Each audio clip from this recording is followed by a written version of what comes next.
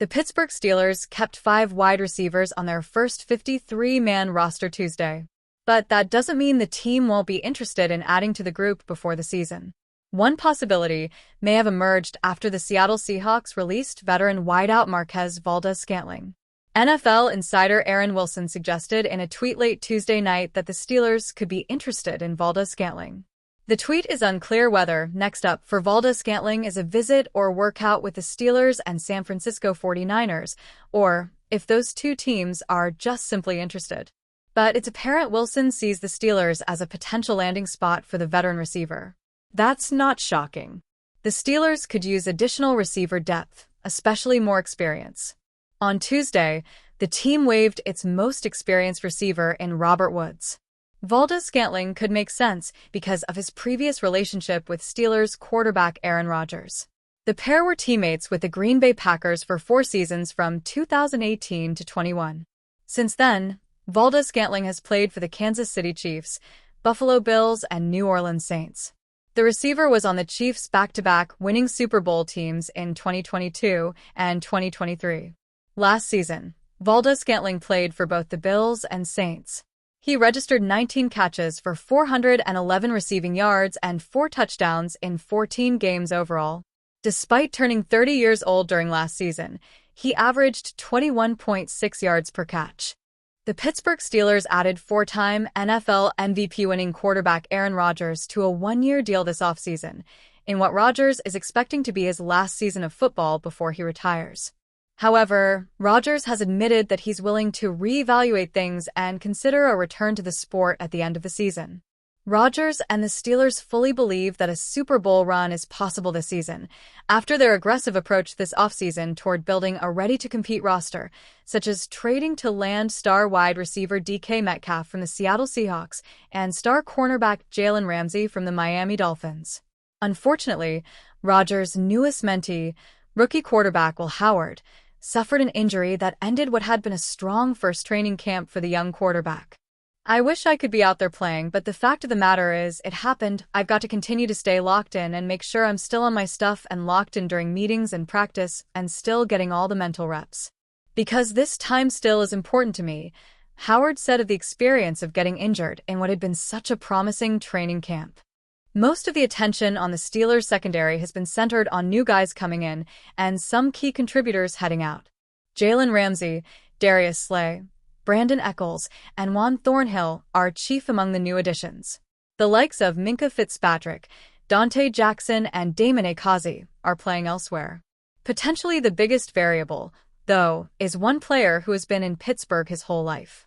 That's third-year cornerback Joey Porter Jr. In his rookie season of 2023, the North Allegheny graduate showed the material that made him worthy of being the first pick of the second round. He was 5th in Defensive Rookie of the Year voting. A sturdy foundation was set for what many hoped would be a breakout year in 2024. But a late-season injury, a lack of big plays on the ball, and 17 penalty flags in his NFL sophomore season failed to elevate the Penn State product into that elite stratosphere the Steelers were hoping to see.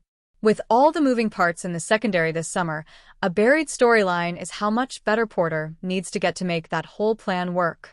It's a big year for him, year 3. He's really excited about it, Steelers coach Mike Tomlin said Wednesday.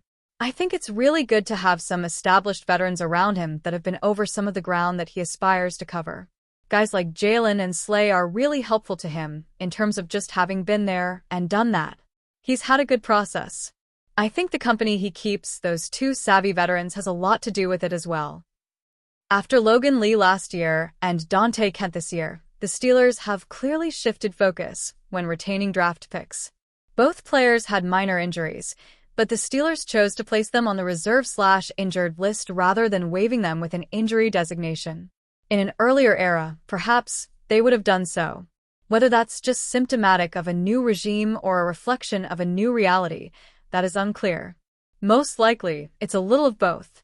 Since Omar Khan took over as general manager, the Steelers have retained all of their draft picks. That's 3 years running, including Dante Kent and Carson Bruner as 2025 7th-round picks. Even Logan Lee made the 53-man roster this year, for now at least.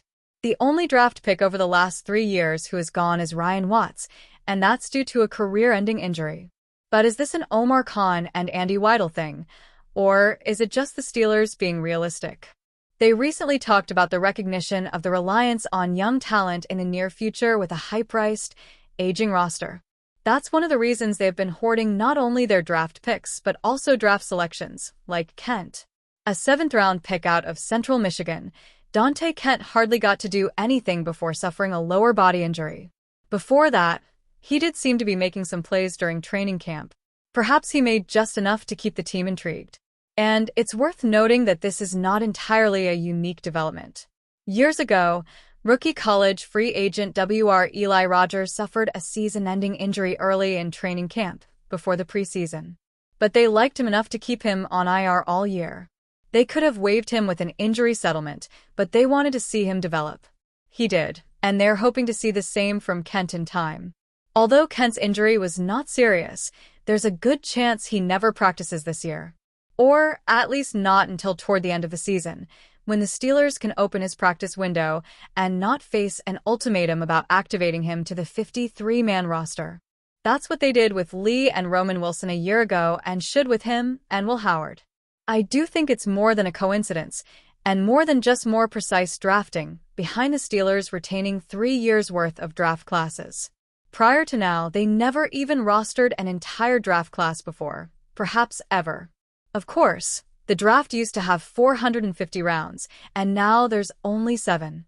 But to keep all of your 6th and 7th round picks over a stretch of years is more than coincidental, fortunately, for guys like Corey Trice Jr., Logan Lee, and Dante Kent. Not that they haven't also drafted well, and I do need to acknowledge that. With the exception of Lee, there isn't a con draft pick on the current 53 that doesn't belong there. Spencer Anderson is a valuable backup, and Trice has a place when he is healthy. Carson Bruno earned his spot over Mark Robinson. Now the Steelers want to see if Dante Kent can earn his keep in the future, and they didn't want to risk exposing him to waivers. The Pittsburgh Steelers have been connected to several free agent receivers, as well as any wideout who has requested a trade. The top-name Steelers fans want to see head to Pittsburgh is Las Vegas Raiders wideout Jacoby Myers. Other names have included Gabe Davis, Romeo Dew, and Jauan Jennings. There could be yet another name entering the fray, though. Mo Moton of Bleacher Report predicts that the Steelers will trade for New Orleans Saints wideout Brandin Cooks. In his 12th year, Cooks would be a better fit on a playoff contending squad rather than a team in its early stages of a rebuild with a starting quarterback who has an uncertain short-term future, Moton writes. Moreover, the Saints have a young trio of receivers in Chris Olave, Rashid Shaheed, and Devon Vele. Regardless of how their season pans out, they may be willing to move Cooks for draft capital. The Steelers should be one of the strongest suitors for Cooks, who would be the team's second-best wideout behind DK Metcalf. Calvin Austin III made strides as a big play receiver last season, but quarterback Aaron Rodgers can target Cooks as his reliable chain mover in the aerial attack. The Steelers reportedly reached out to the Saints in the offseason about a potential Chris Olave trade, but were turned away. Cooks is entering his second stint with the Saints after signing with New Orleans in the offseason. The soon-to-be 32-year-old caught 26 passes and 3 touchdowns in 10 games with the Dallas Cowboys last year. The previous season, he caught 54 passes and 8 touchdowns.